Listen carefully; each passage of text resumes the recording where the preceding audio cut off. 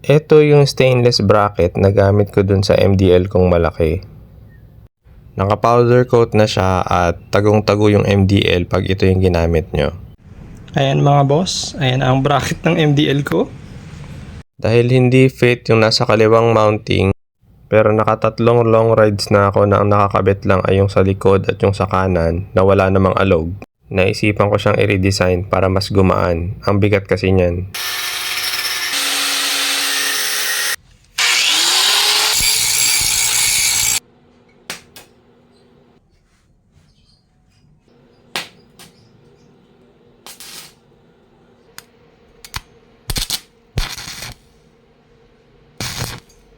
Ito na yung bracket na kinostomize ko.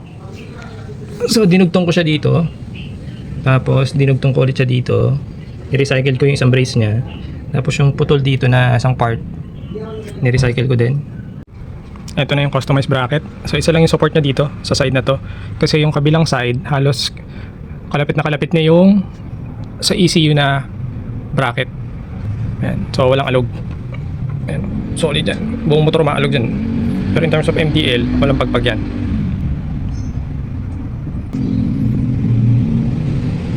Sa ECU nakabolt yan. Ayun yung isang mounting point niya.